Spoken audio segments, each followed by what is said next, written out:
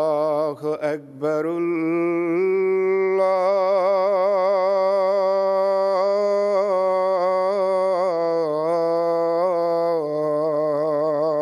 اللہ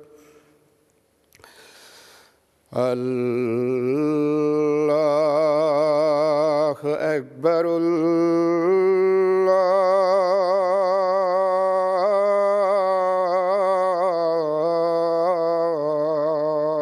اکبر أشهد أن لا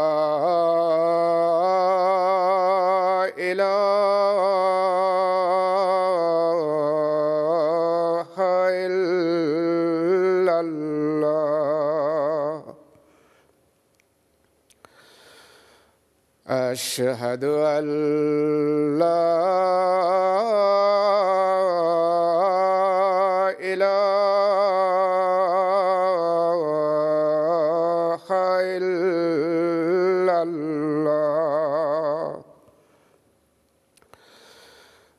أشهد أن محمدًا رسول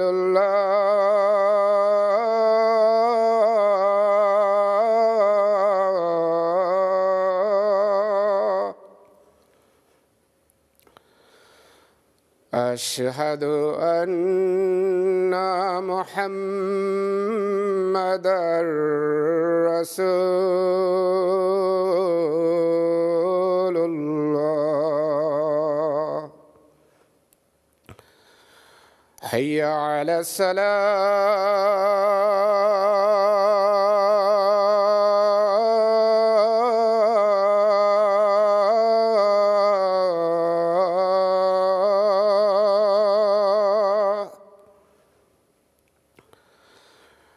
حي على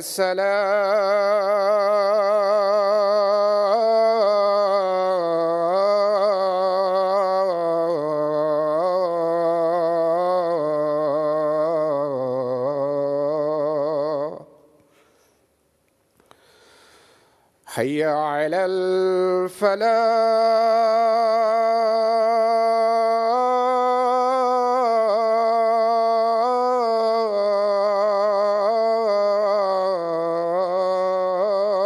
الفلاح حي على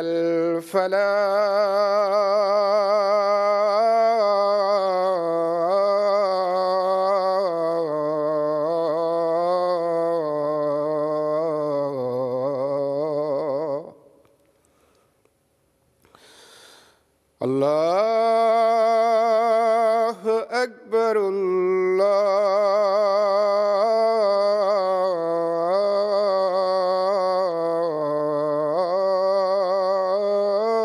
الله أكبر لا إله إلا الله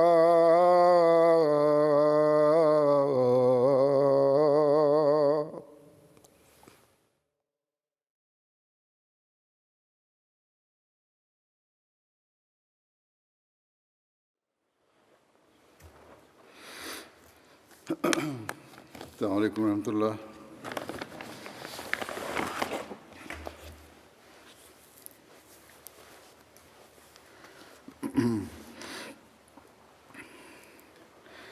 أشهد أن لا إله إلا الله وحده لا شريك له وأشهد أن محمدًا عبده ورسوله أما بعد فأعوذ بالله من الشيطان الرجيم بسم الله الرحمن الرحيم الحمد لله رب العالمين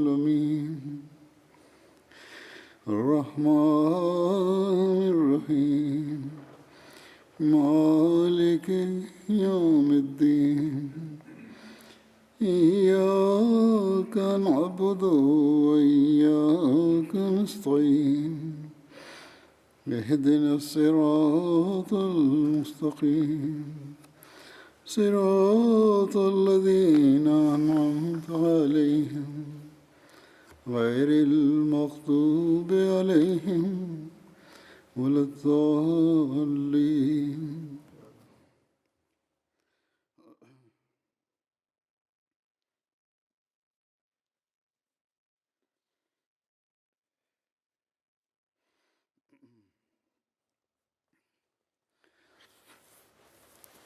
آج حضرت ابوبکر صدیق رضی اللہ عنہ کا ذکر شروع ہوگا.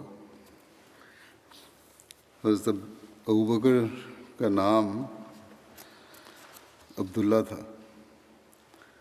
اور عثمان بن عامر ان کے والد کا نام تھا. کنیت ابوبکر تھی اور آپ کے لقب جو ہیں عتیق اور صدیق تھے. یہ کہا جاتا ہے کہ آپ کی ولادت عام الفیل کے 2 سال 6 ماہ بعد 573 عیسوی میں ہوئی.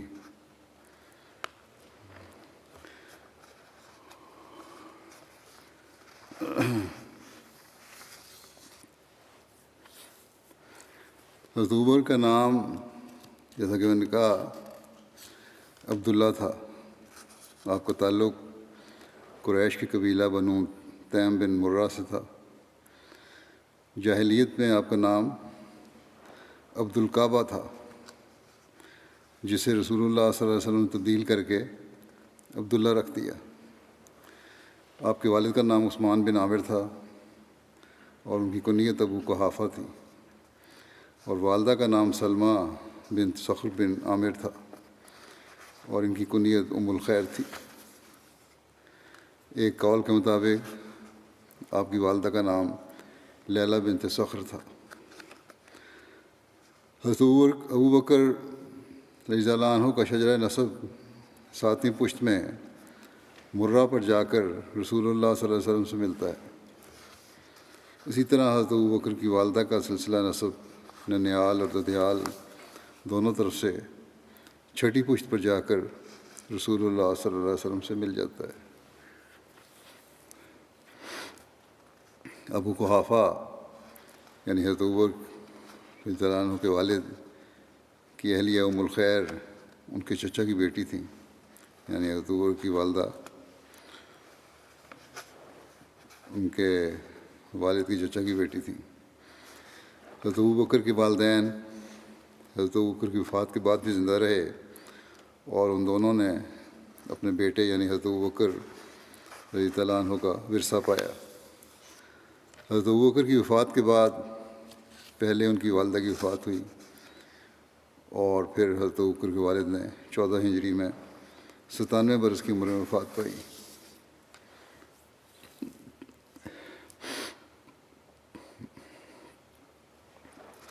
حضرت ابوبکر کے والد اور والدہ دونوں کو اسلام قبول کرنے کی توفیق ملی. آپ کے والد کے ایمان لانے کا واقعہ یوں ہے کہ آپ کے والد فتح مکہ تک ایمان نہیں لائے تھے. اس وقت ان کی بینائی جا چکی تھی. فتح مکہ کے وقت جب رسول کریم صلی اللہ علیہ وسلم مسجد حرام میں داخل ہوئے تو حضرت ابوبکر اپنے والد کو لے کر رسول کریم صلی اللہ علیہ وسلم کی خدمت میں حاضر ہوئے. جب نبی کریم صلی اللہ علیہ وسلم ان کو دیکھا تو آپ صلی اللہ علیہ وسلم نے فرمایا، اے ابوبکر، تم اس بوڑھے عمر رسیدہ شخص کو گھر ہی رہنے دیتے، میں خود ان کے پاس آ جاتا. اس پر حضرت ابوبکر نے عرض کیا کہ یا رسول اللہ، یہ اس بات کے زیادہ مستحق ہیں کہ آپ کی خدمت میں حاضر ہوتے، نہ یہ کہ آپ ان کے پاس تشریف لاتے. حضرت ابوبکر نے انہیں رسول کریم صلی اللہ علیہ وسلم کے سامنے بٹھایا تو آپ صلی اللہ علیہ وسلم نے ان کے سینے پر ہاتھ پھیرا اور فرمایا کہ اسلام لے آئیں، آپ سلامتی میں آ جائیں گے. چنانچہ ابو قحافہ نے اسلام قبول کر لیا۔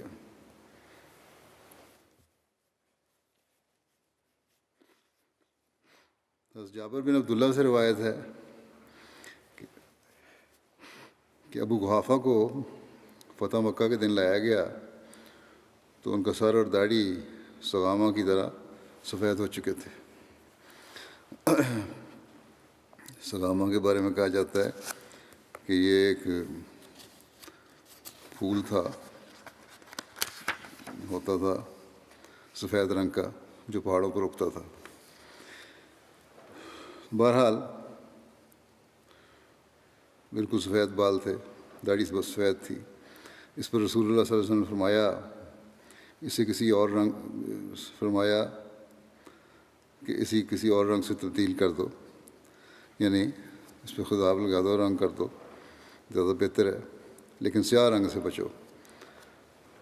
یہ مطلب نہیں تھا کہ سیاہ رنگ کوئی برائی ہے، بلکہ شاید آپ نے خیال فرمایا ہو کہ عمر کے اس حصے میں بالکل سیاہ رنگ کے بال جو ہیں وہ چہرے پر شاید مناسب نہ لگیں۔ بہرحال آپ نے کہا اس کو رنگ دینا چاہیے، خضاب لگا دینا چاہیے۔ حضرت ابوبکر کی والدہ ابتدائی اسلام قبول کرنے والوں میں شامل تھیں۔ اس کا ذکر سیرت حلبیہ میں اس طرح ہے کہ جب رسول اللہ صلی اللہ علیہ وسلم دار ارقم میں تشریف لے گئے تاکہ وہاں آپ اور آپ کے صحابہ چھپ کر اللہ تعالیٰ کی عبادت کر سکیں، اور اس وقت مسلمانوں کی تعداد 38 تھی، اس وقت حضرت ابوبکر نے رسول اللہ صلی اللہ علیہ وسلم کی خدمت میں درخواست کی کہ مسجد حرام میں تشریف لے چلیں۔ آپ صلی اللہ علیہ وسلم نے فرمایا، اے ابوبکر، ہماری تعداد قلیل ہے، لیکن حضرت ابوبکر اصرار کرتے رہے، یہاں تک کہ حضرت صلی اللہ علیہ وسلم اپنے تمام صحابہ کے ساتھ مسجد حرام میں تشریف لائے۔ وہاں حضرت ابوبکر نے لوگوں کے سامنے خطاب کیا، جبکہ رسول اللہ صلی اللہ علیہ وسلم تشریف فرما تھے۔ حضرت ابوبکر نے خطاب میں لوگوں کو اللہ اور اس کے رسول کی طرف دعوت دی۔ اس طرح آپ رسول اللہ صلی اللہ علیہ وسلم کے بعد پہلے خطیب ہیں جنہوں نے لوگوں کو اللہ کی طرف بلایا۔ اس پر مشرکین حضرت ابوبکر اور مسلمانوں کو مارنے کے لیے ٹوٹ پڑے اور انہیں بری طرح مارا پیٹا۔ حضرت ابوبکر کو پیروں تلے روندا گیا اور انہیں خوب مارا پیٹا گیا۔ عتبہ بن ربیعہ حضرت ابوبکر کو ان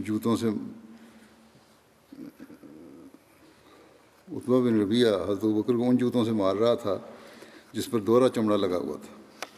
اس نے ان جوتوں سے حضرت ابوبکر کے چہرے پر اتنا مارا کہ منہ سوج جانے کی وجہ سے آپ کے چہرے پر ناک کی بھی پہچان نہیں ہو پا رہی تھی۔ پھر بنو تیم کے لوگ بھاگتے ہوئے آئے اور مشرکین کو حضرت ابوبکر سے دور کیا۔ بنو تیم کے لوگوں نے آپ کو ایک کپڑے میں ڈال کر اٹھایا اور ان کے گھر میں انہیں لے گئے، اور انہیں حضرت ابوبکر کی موت میں کوئی شک نہیں تھا، اس حد تک مارا تھا۔ اس کے بعد بنو تیم کے لوگ واپس آئے اور مسجد میں داخل ہوئے، خانہ کعبہ میں، اور انہوں نے کہا، خدا کی قسم، اگر ابوبکر فوت ہو گئے تو ہم ضرور عتبہ کو قتل کر دیں گے جس نے مارا تھا زیادہ۔ پھر وہ لوگ حضرت ابوبکر کے پاس واپس آئے اور آپ کے والد ابو قحافہ اور بنو تیم کے لوگ آپ سے بات کرنے کی کوشش کرنے لگے، مگر آپ بے ہوشی کی وجہ سے کوئی جواب نہ دیتے تھے، یہاں تک کہ دن کے آخری حصے میں آپ بولے اور سب سے پہلے یہ پوچھا کہ رسول اللہ صلی اللہ علیہ وسلم کا کیا حال ہے، مگر لوگوں نے ان کی بات کا جواب نہیں دیا، مگر آپ بار بار یہی سوال دہراتے رہے۔ اس پر آپ کی والدہ نے کہا، خدا کی قسم، مجھے تمہارے ساتھی کے متعلق کچھ معلوم نہیں۔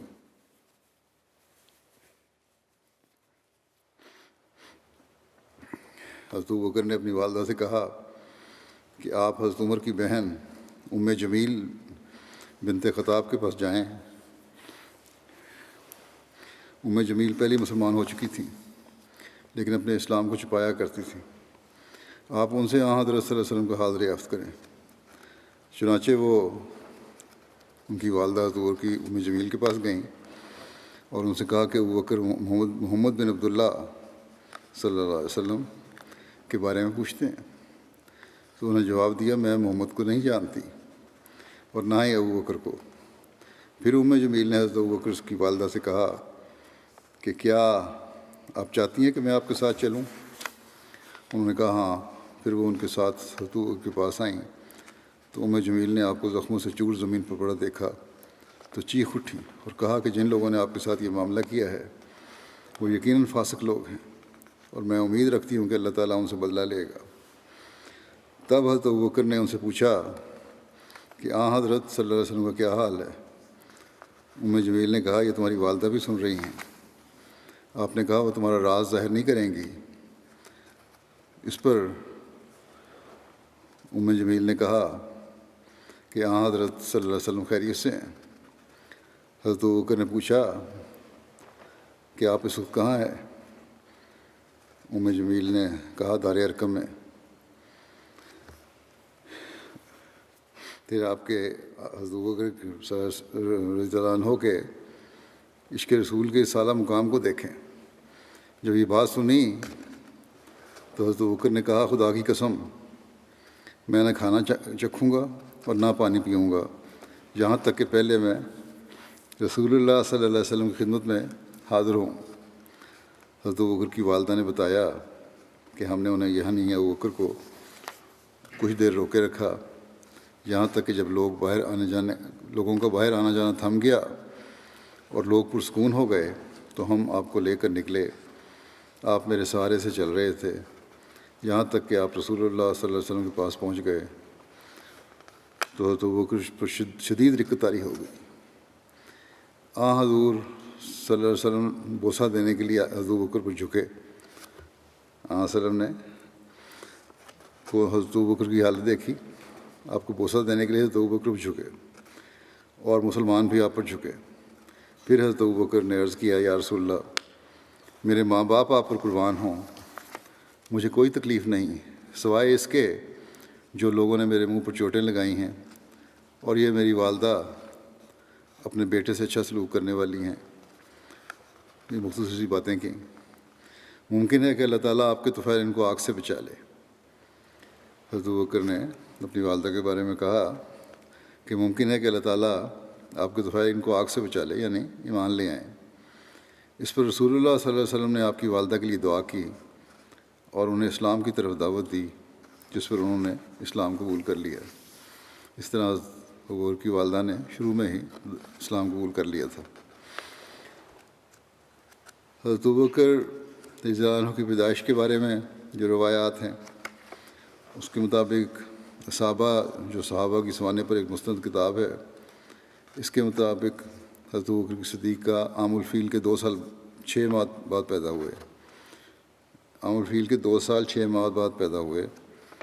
تاریخ طبری اور طبقات کبریٰ میں لکھا ہے کہ آپ عام الفیل کے 3 سال کے بعد پیدا ہوئے۔ اسی طرح حضرت ابوبکر کے لقب ہیں، 2 لقب مشہور ہیں جو بیان کیے جاتے ہیں، ایک عتیق اور ایک صدیق۔ عتیق کی وجہ جو تسمیہ کیا ہے اس بارے میں لکھا ہے، حضرت عائشہ نے بیان فرمایا کہ حضرت ابوبکر رسول اللہ صلی اللہ علیہ وسلم کے پاس آئے تو آپ نے فرمایا انت عتیق اللہ من النار، کہ تم اللہ کی طرف سے آگ سے آزاد کردہ ہو۔ بس اس دن سے آپ کو عتیق کا لقب دیا گیا۔ بعض مورخین حضرت ابوبکر کا لقب کے بجائے نام عتیق بیان کرتے ہیں، وہ کہتے ہیں یہ لقب نہیں بلکہ آپ کا نام تھا، لیکن یہ درست نہیں ہے۔ چنانچہ علامہ جلال الدین سیوطی نے تاریخ الخلفاء میں امام نووی کے حوالے سے لکھا ہے کہ حضرت ابوبکر کا نام عبداللہ تھا اور یہی زیادہ مشہور اور درست ہے، اور یہ بھی کہا جاتا ہے کہ آپ کا نام عتیق تھا، لیکن درست وہی ہے جس پر اکثر علماء متفق ہیں کہ عتیق آپ کا لقب تھا نہ کہ نام۔ سیرت ابن ہشام میں لقب عتیق کی وجہ یہ بیان کی گئی ہے کہ آپ کے چہرے کی خوبصورتی کی وجہ سے اور آپ کے حسن و جمال کی وجہ سے آپ کو عتیق کہا جاتا تھا۔ سیرت ابن ہشام کی شرح میں عتیق لقب کی درج ذیل وجوہات بیان کی گئی ہیں۔ عتیق کا مطلب ہے الحسن، یعنی عمدہ صفات والا، گویا کہ آپ کو مذمت اور عیوب سے بچایا گیا تھا۔ یہ بھی کہا جاتا ہے کہ آپ کو عتیق اس لیے کہا جاتا ہے کہ آپ کی والدہ کا کوئی بچہ زندہ نہیں رہتا تھا، انہوں نے نظر مانی کہ اگر ان کے ہاں بچہ ہوا تو اس کا نام عبدالکعبہ رکھیں گی اور اس کو کعبہ کے لیے وقف کر دیں گی۔ جب آپ زندہ رہے اور جوان ہو گئے تو آپ کا نام عتیق پڑ گیا، گویا کہ آپ موت سے نجات دیے گئے۔ ان کے علاوہ بھی لقب عتیق کے مختلف وجوہات ملتی ہیں۔ بعض لوگوں کے مطابق آپ کو عتیق اس لیے کہا جاتا تھا کہ آپ کے نسب میں کوئی ایسی چیز نہیں تھی جس کی وجہ سے اس پر عیب لگایا جاتا۔ عتیق کا ایک معنی قدیم یا پرانے کے بھی ہیں، اس لیے حضرت ابوبکر کو عتیق اس وجہ سے بھی کہا جاتا تھا کہ آپ قدیم سے نیکی اور بھلائی کرنے والے تھے۔ اسی طرح اسلام قبول کرنے میں اور بھلائی میں پہل کرنے کی وجہ سے آپ کا لقب عتیق رکھا گیا تھا۔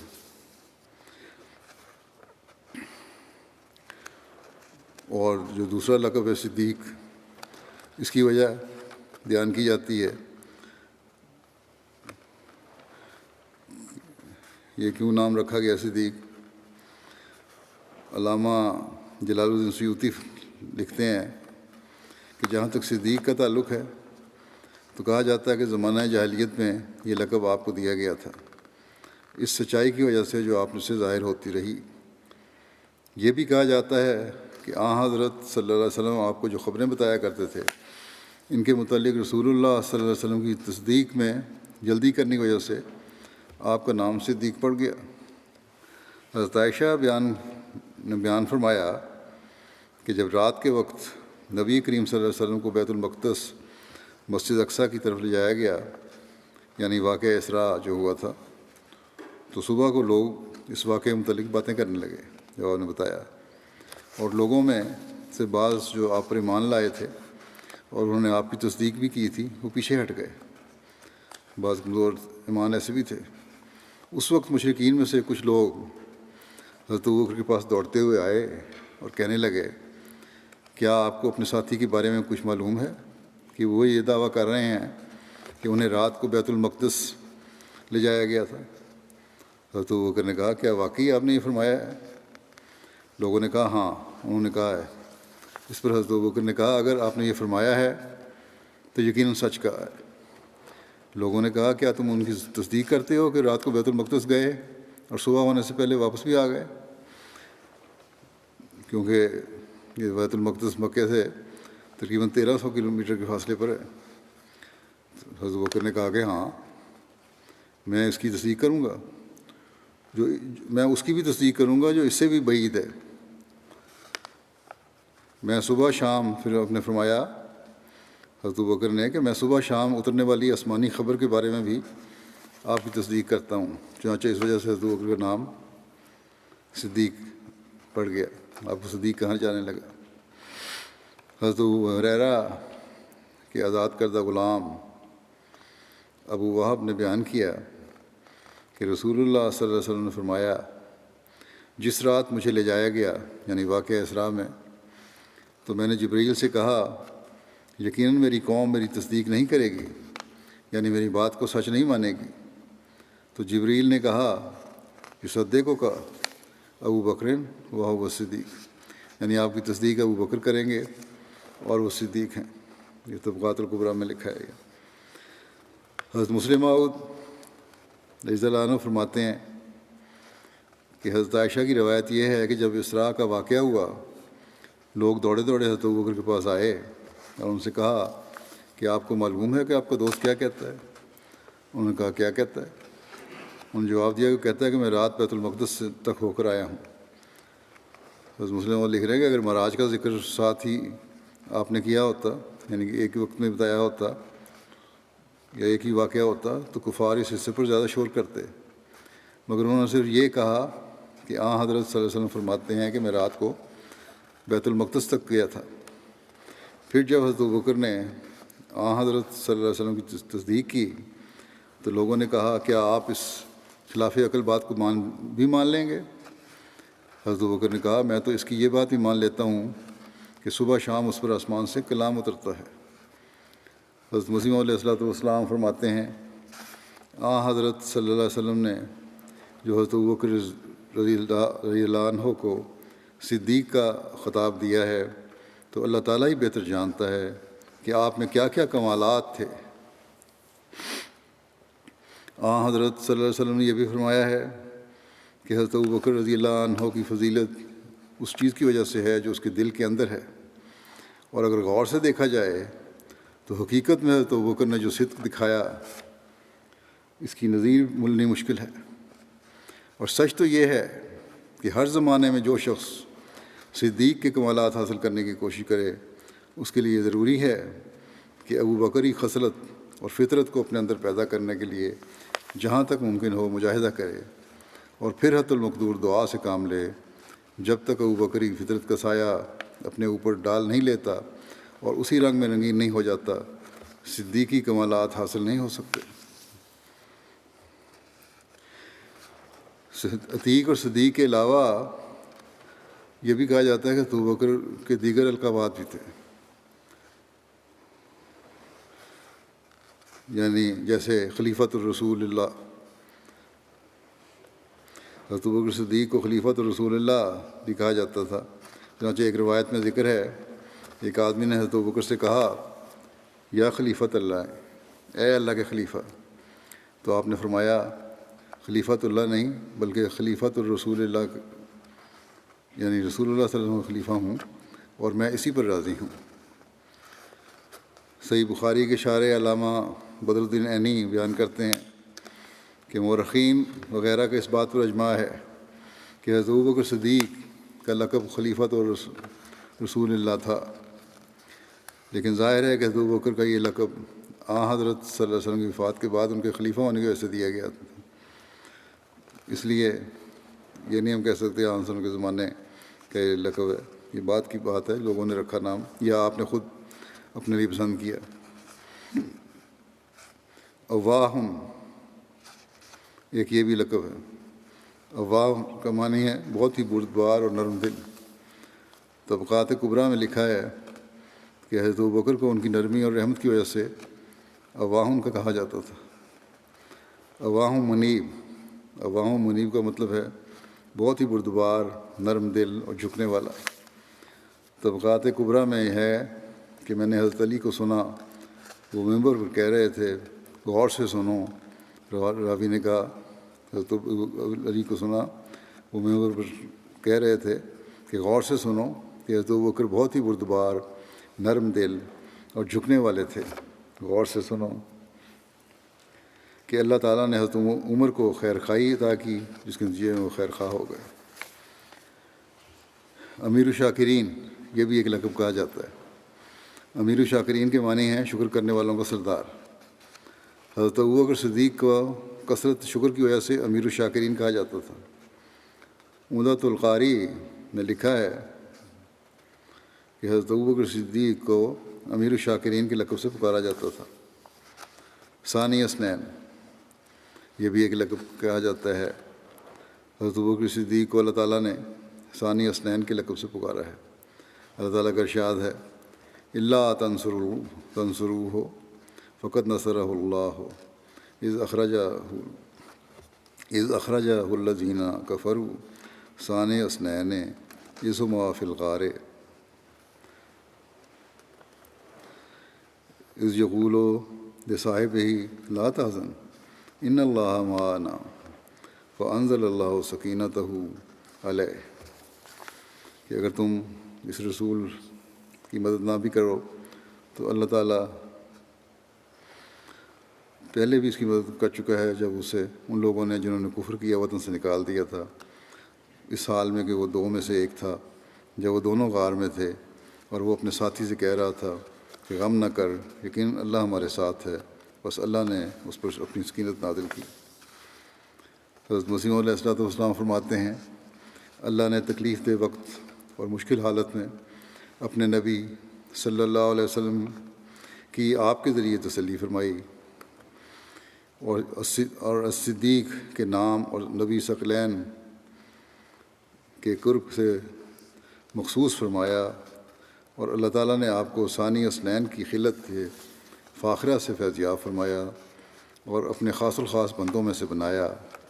کیا تمہیں کسی ایسے شخص کا علم ہے جسے ثانی اثنین کے نام سے موسوم کیا گیا اور نبی دو جہان کے رفیق کا نام دیا گیا ہو اور اس فضیلت میں شریک کیا گیا ہو کہ ان اللہ معنا، اور اسے دو تائید یافتہ میں سے ایک قرار دیا گیا ہو۔ کیا تم کسی ایسے شخص کو جانتے ہو جس کی قرآن میں اس تعریف جیسی تعریف کی گئی ہو اور جس کے مخفی حالات سے شبہات کے ہجوم کو دور کر دیا گیا اور جس کے بارے میں نصوص صریحہ سے نہ کہ ظنی شکی باتوں سے یہ ثابت ہو کہ وہ مقبولین بارگاہ الہی میں سے ہیں؟ بخدا اس قسم کا صریح ذکر جو تحقیق سے ثابت شدہ ہو حضرت ابوبکر صدیق سے مخصوص ہے۔ میں نے رب بیت عتیق کے صحیفوں میں سے کسی اور شخص کے لیے نہیں دیکھا۔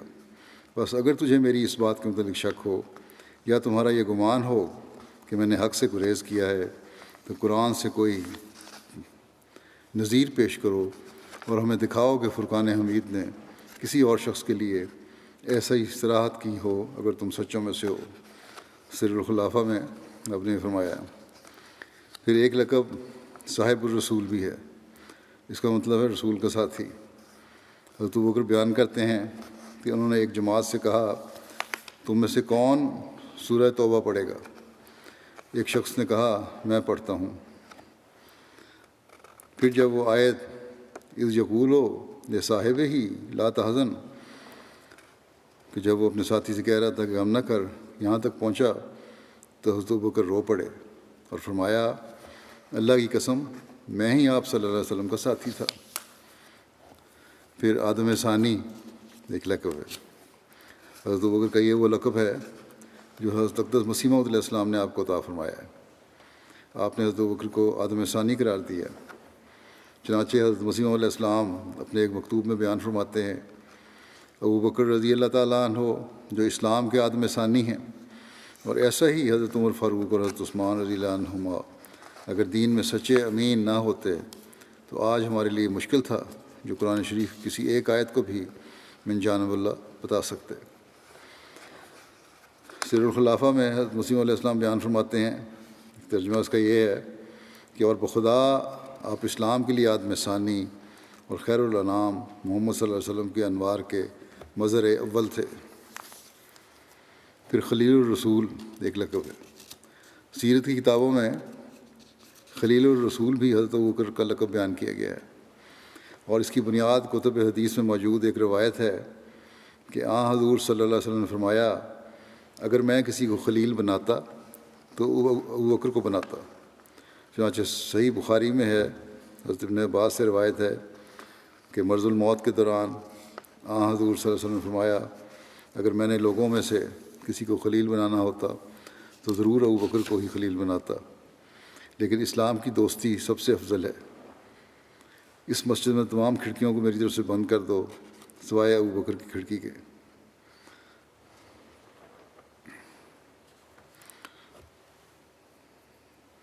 یہ ہمارے ریسرچ سیل نے یہاں یہ سوال اٹھایا ہے، ٹھیک سوال ہے ان کا، کہ اس روایت میں صرف یہ ثابت ہوتا ہے کہ اگر حضرت صلی اللہ علیہ وسلم اپنا خلیل کسی کو بناتے تو ابوبکر کو بناتے، لیکن بنایا نہیں۔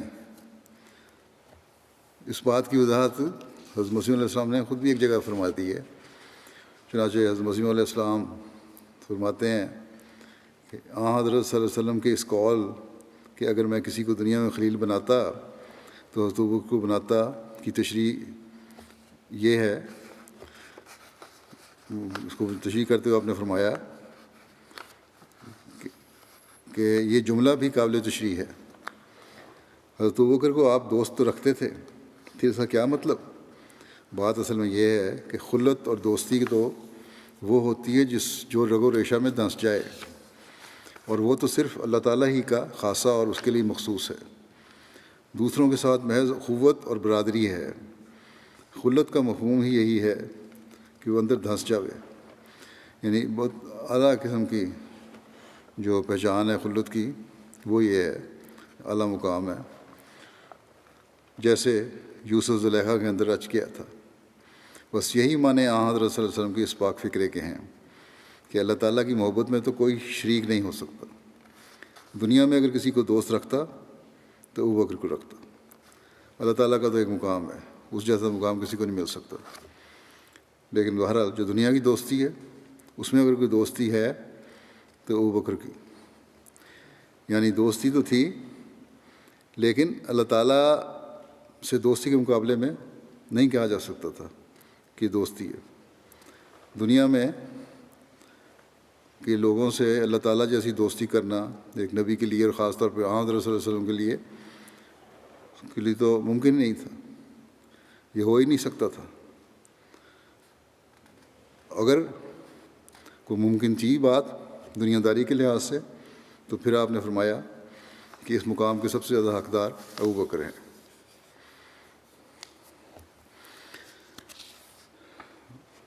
کنیت کیا تھی آپ کی؟ حضرت ابو بکر کی کنیت ابو بکر تھی اور ان کے ایک سے زائد وجوہ بیان کی جاتی ہیں. بعض کے نزدیک بکر جوان اونٹ کو کہتے ہیں چونکہ آپ کو اونٹوں کی پرورش اور غور و پرداخت میں بہت دلچسپی اور مہارت تھی، اس لیے لوگوں نے آپ کو ابو بکر کہنا شروع کر دیا. بکر کا ایک معنی جلدی کرنا بھی ہے، پہل کرنے کے بھی ہوتے ہیں. بعض کے قول یہ کنیت اس لیے پڑی کہ آپ سب سے پہلے اسلام لائے. انہو بکر الی الاسلام قبل غیرہ، انہوں نے دوسروں سے پہلے اسلام کی طرف پیش قدمی کی. علامہ زمخشری نے لکھا ہے کہ ان کو پاکیزہ خصلتوں میں ابتکار یعنی پیش ہونے کی وجہ سے ابو بکر کہا جاتا تھا. حلیہ عائشہ رضی اللہ عنہ آپ کے حلیہ کے بارے میں انہا آپ کے حلیہ کے بارے میں روایت کرتی ہیں کہ انہوں نے ایک عربی شخص کو دیکھا جو پیدل چل رہا تھا اور آپ اس وقت اپنے ہودج میں تھیں. آپ نے فرمایا میں نے اس شخص سے زیادہ حضرت ابو بکر کے سے مشابہ کوئی شخص نہیں دیکھا.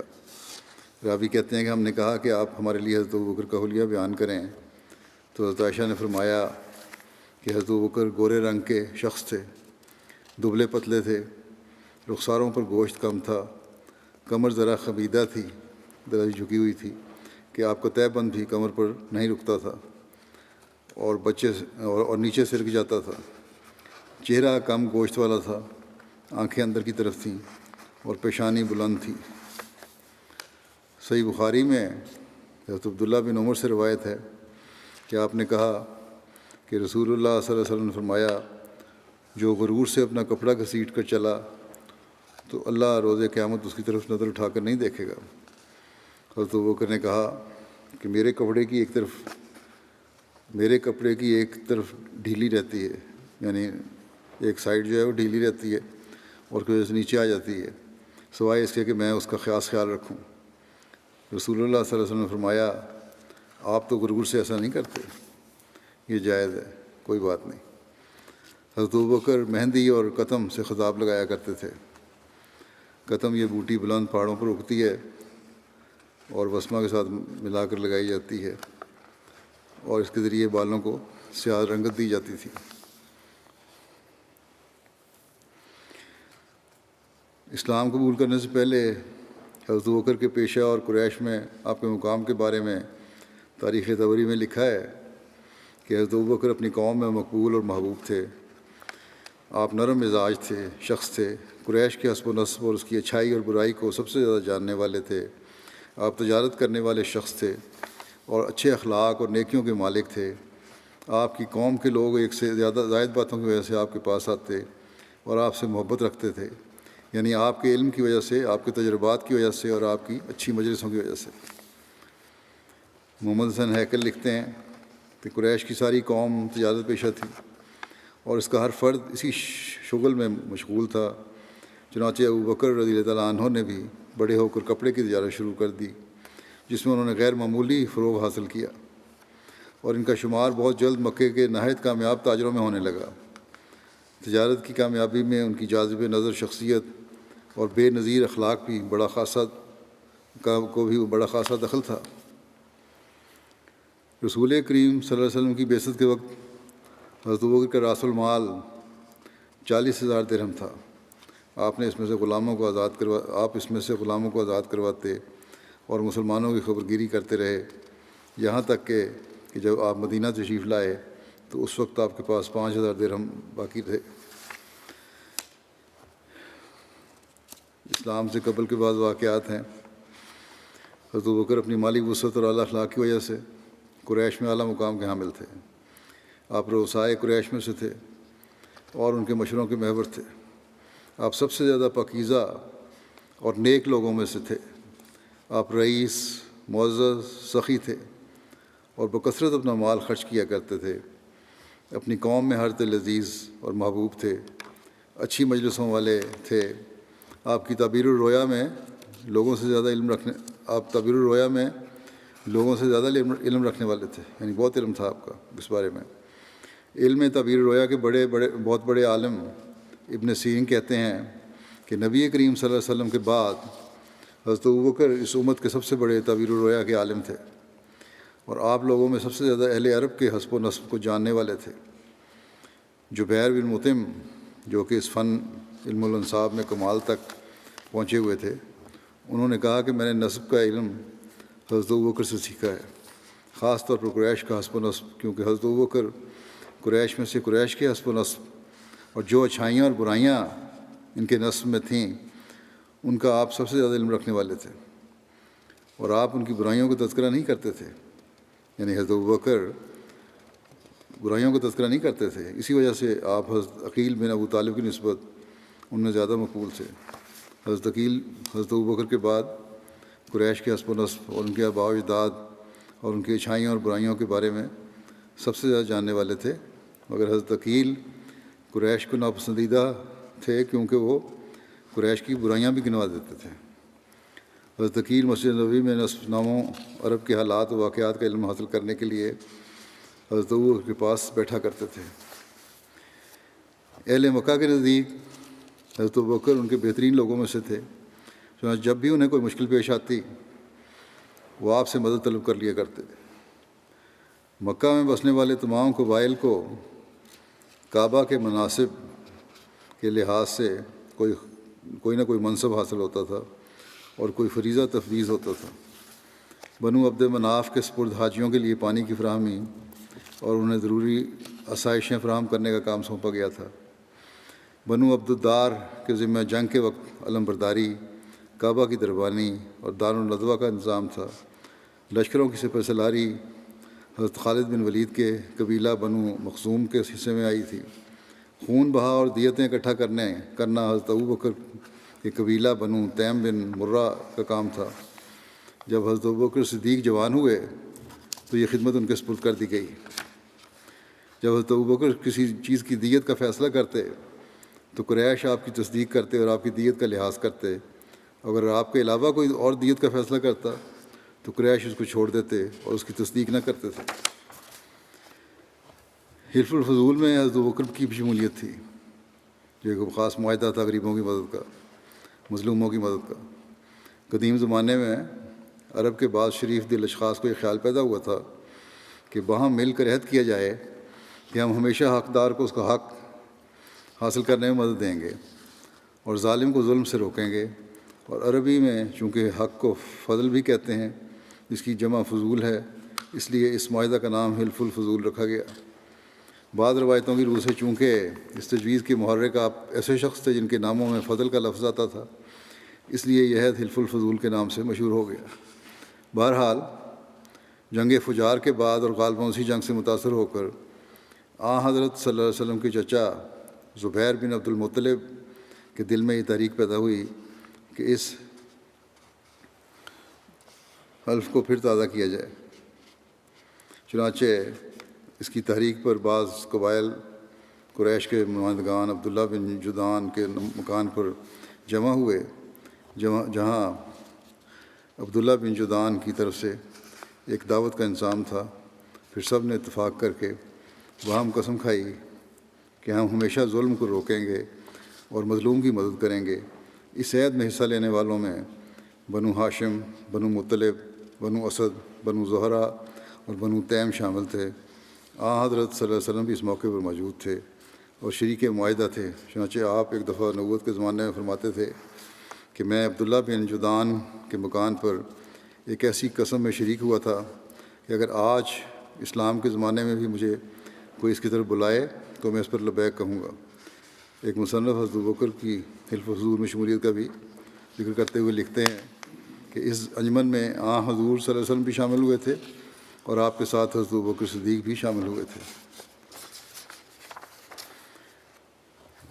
بعثت سے قبل رسول کریم صلی اللہ علیہ وسلم سے آپ کا تعلق اور دوستی کا حال یوں بیان ہوا ہے۔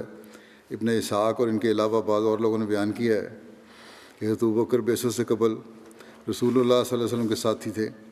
وہ آپ صلی اللہ علیہ وسلم کے ساتھ آپ صلی اللہ علیہ وسلم کے صدق اور امانت اور آپ کی پاک فطرت اور عمدہ اخلاق سے اچھی طرح واقف تھے۔ ایک اور روایت میں ذکر ہے کہ زمانہ جاہلیت میں بھی حضرت ابوبکر رسول کریم صلی اللہ علیہ وسلم کے دوست تھے۔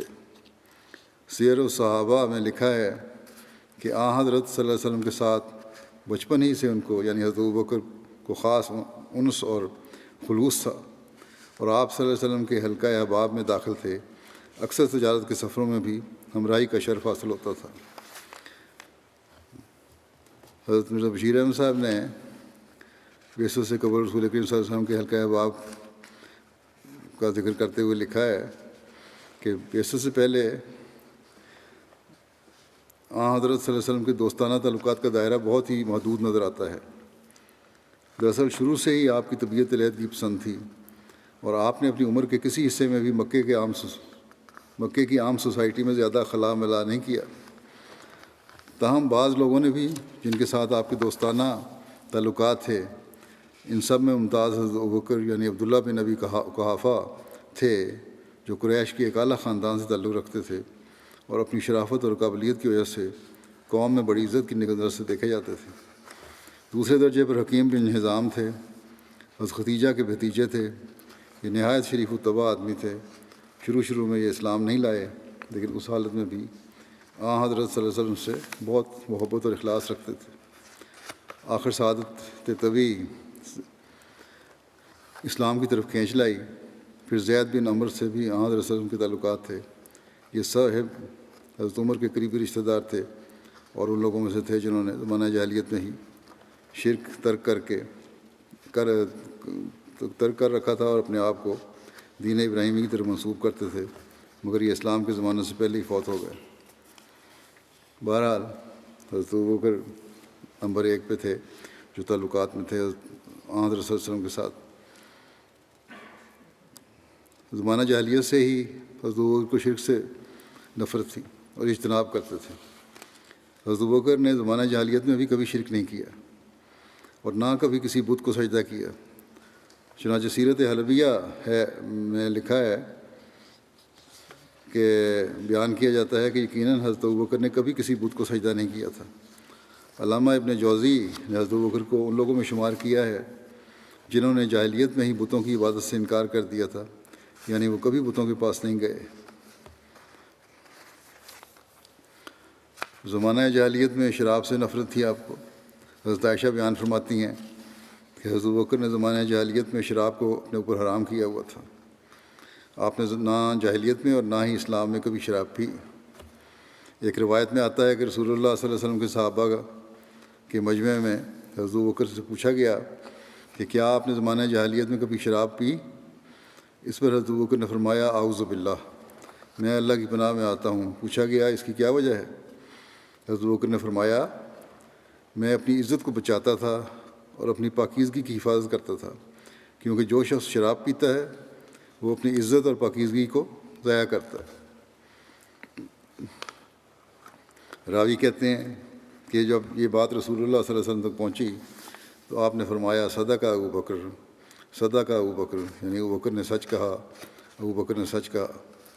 آپ نے 2 مرتبہ یہ فرمایا۔ حضرت ابوبکر صدیق رضی اللہ عنہ کہ قبول اسلام کے بارے میں مختلف جگہوں پر روایات ملتی ہیں، بعض تفصیلی ہیں، بعض مختصر ہیں۔ بہرحال یہ کچھ بیان کر دیتا ہوں۔ حضرت عائشہ رضی اللہ عنہا بیان کرتی ہیں کہ جب سے میں نے ہوش سنبھالا ہے میرے ماں باپ اسی دین یعنی اسلام پر تھے اور ہم پر کوئی ایسا دن نہیں گزرا کہ جس میں رسول اللہ صلی اللہ علیہ وسلم ہمارے پاس صبح شام دونوں وقت نہ آئے ہوں۔ حضرت ابوبکر کے قبول اسلام کے بارے میں مختلف روایات کی جاتی ہیں۔ شرح زرقانی میں حضرت ابوبکر کے قبول اسلام کا واقعہ یوں بیان کیا جاتا ہے کہ ایک دن حضرت ابوبکر حکیم بن حزام کے گھر میں تھے۔ اس وقت ان کی لونڈی آئی اور کہنے لگی کہ تیری پھوپھی ختیجہ یہ بیان کرتی ہے کہ اس کا خامد موسیٰ کی مانند بطور نبی بھیجا گیا ہے۔ اس پر حضرت ابوبکر نے وہاں سے چپکے سے نکلے یہاں تک کہ آپ نبی کریم صلی اللہ علیہ وسلم کے پاس آئے اور اسلام قبول کر لیا۔ سیرت ابن ہشام کی شرح الروز العنف میں حضرت ابوبکر کی ایک رویا اور اسلام لانے کا واقعہ یوں بیان ہوا ہے کہ نبی کریم صلی اللہ علیہ وسلم کی بعثت سے قبل حضرت ابوبکر نے ایک خواب دیکھا۔ انہوں نے دیکھا کہ چاند مکے میں اتر آیا تھا۔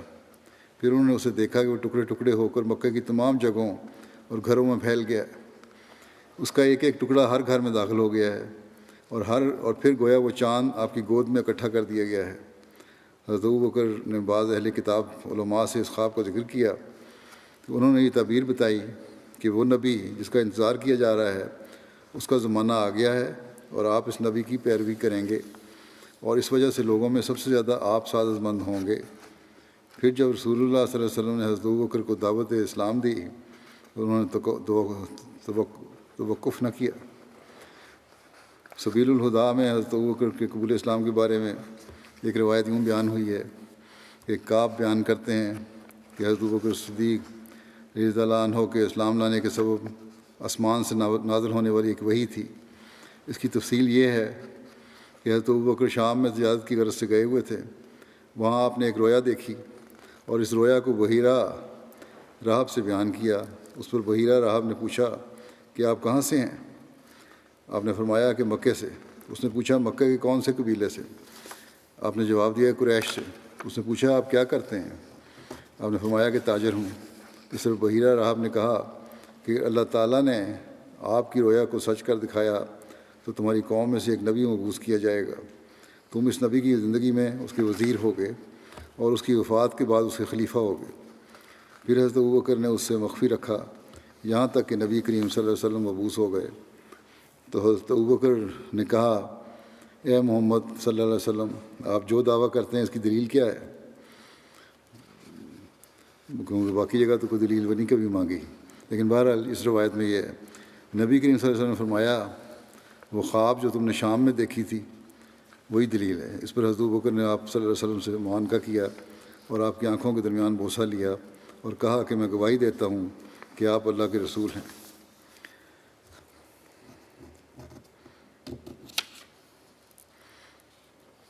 اس روایت میں حضرت ابوبکر کی ایک رویا کا تذکرہ ہوا ہے، لیکن اس کی تفصیلات اس جگہ درج نہیں کہ اس رویا میں حضرت ابوبکر نے کیا دیکھا تھا۔ تاہم سیرت حلبیہ سے معلوم ہوتا ہے کہ یہ اسی رویا کی طرف اشارہ ہے جس میں حضرت ابوبکر نے دیکھا کہ چاند ٹکڑے ٹکڑے ہو کر گرا ہے، جس کا پہلے تذکرہ گزر چکا ہے، پہلے بیان ہو چکا ہے۔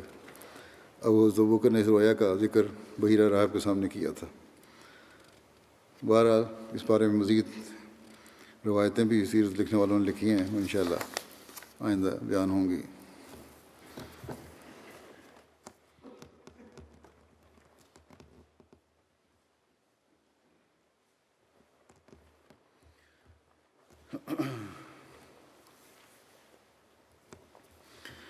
الحمد لله